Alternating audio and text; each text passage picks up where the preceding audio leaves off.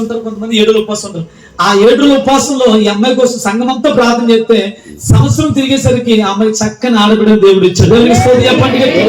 హల్లెలూయా.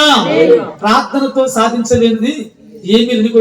మీకున్న సమస్య ఎలాంటిదైనా, మీకున్న కష్టం ఎలాంటిదైనా, నేను అంటాను ఆశ్చర్యకరమైన దేవుడు నీ జీవితంలో ఆశ్చర్యమైన కార్యాలు జరగాలంటే ప్రార్థన నీ జీవితంలో ఉండాలి. దేవుడికి స్తోత్రం చెప్పండి గట్టిగా. అన్న అనుకుంటే ప్రభా నువ్వు ఒక్క బిడ్డనిస్తే చాలు, నువ్వు ఒక్క బిడ్డనిస్తే మరలా నేను నీకు తిరిగి ఇచ్చేస్తాను. దేవుడు అనుకున్నట్టే అన్నమ్మని జ్ఞాపకం చేసుకుని ఒక బిడ్డనిచ్చాడు. బిడ్డను అల్లాల బుద్ధిగా ప్రేమిస్తా ఉంది, వాడికి అన్ని ముద్రలు తినిపిస్తా ఉంది, చక్కగా చూసుకుంటా ఉంది. పాలు విడిచిన తర్వాత ఇప్పుడు ఎక్కడ తీసుకురావాలి చెప్పండి? మనం తీసుకొస్తాను.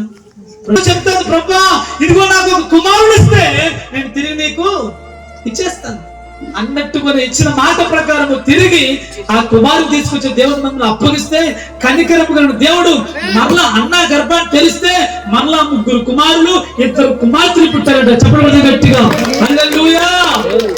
నేనంటాను ఒక కన్నీటి ప్రార్థనకి ఎంతమంది ఉంటారు చెప్పండి? 6 పుట్టారు.